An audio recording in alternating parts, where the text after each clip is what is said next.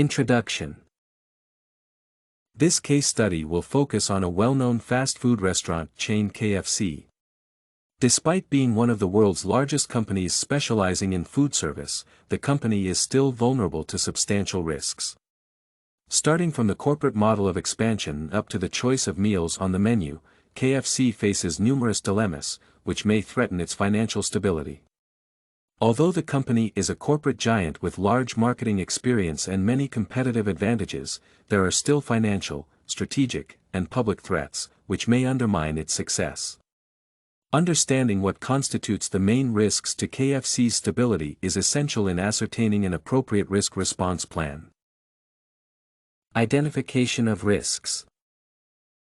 The first major risk the company faces is supply chain disruption. As most fast food restaurant chains, KFC does not produce food on its own but rather uses outside ingredients to prepare its unique meals. Subsequently, the company relies on other business entities to function. Specifically, not only do the actual food producers have to sell the processed ingredients, but these items have to be shipped from factories to the restaurants. The entirety of these operations comprises a system known as a supply chain. The more third parties there are in the network, the higher the possibility of disruption and subsequent delays will be. The second risk is the possibility of the franchise system backfiring.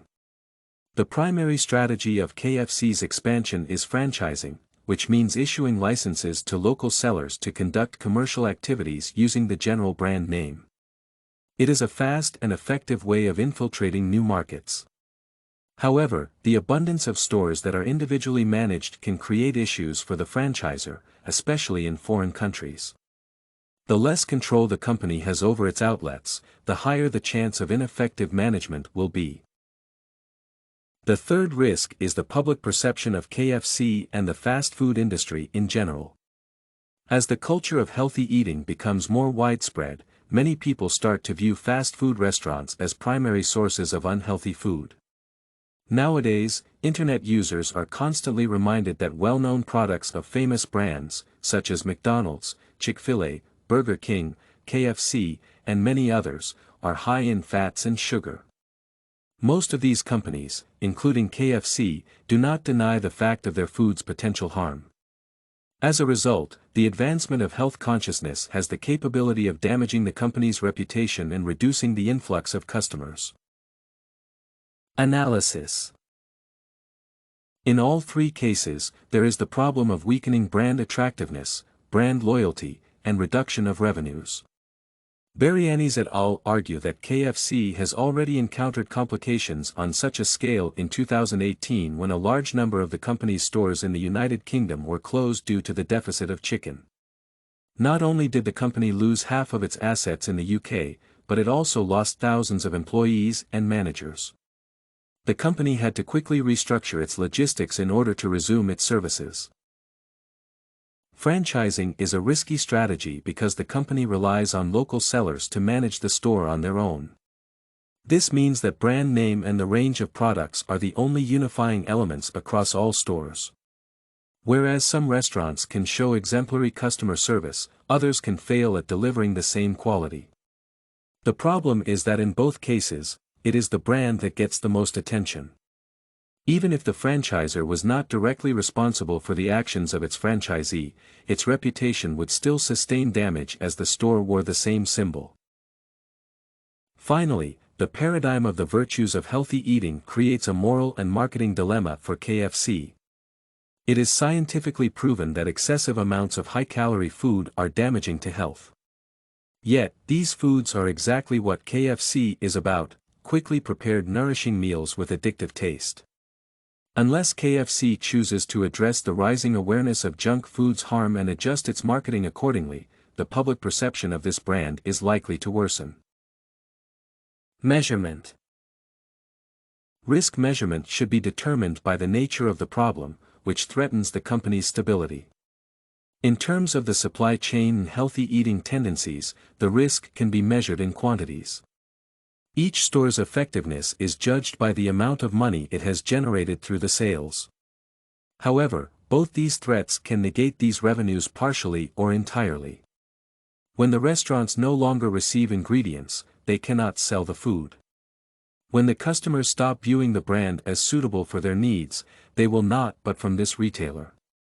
Subsequently, the management can estimate how much losses the company will sustain if the food ingredients are not supplied. Similarly, it is possible to calculate the approximate number of customers who will not visit the store. In both cases, the managers can use the average purchase value, which will not be generated when the customers do not arrive, or the food is not sold. The resulting value will constitute KFC's quantified financial risk. The same algorithm can be applied to the estimation of franchising risks, where the average purchase value is compromised by the franchisee's incompetence. Control. Although not all aspects of supply chains are controlled by KFC, the company can influence the terms of agreement with its contractors. For example, it can use its 2018 experience as an argument for greater supplier accountability in the case of disruption. The resulting agreement should have both bear financial responsibilities. If the suppliers fail to provide the necessary ingredients, they will have to compensate for the subsequent financial losses. As long as this nuance is covered in a contract, the company will be able to control such a risk. A similar approach can be used when enabling the franchisee to use the brand name. Management can write a specific set of requirements, which will apply to all KFC restaurants indiscriminately. These regulations may concern customer service, working hours, methods of payment, and other aspects, which can damage customer satisfaction. If a licensed restaurant violates some of these requirements, they may be held accountable, thus hedging the larger company's potential losses in revenue. Conclusion. Finally, in terms of increasing health consciousness, KFC can change its marketing policy. Instead of emphasizing the taste and flavor, the company can accentuate nourishment. There is no such product which would be completely harmful to health. The human body needs fats and carbohydrates as long as they are not consumed uncontrollably. Therefore, KFC can highlight the nutritional value of their products, thus making them appealing to conscious eaters. Such a change in marketing strategy will allow the company to retain its image of a crowd favorite while publicly acknowledging the problem of excess. As a result, the risk of negative public perception is controlled and minimized. StudyCorgi can help you make your studies smarter.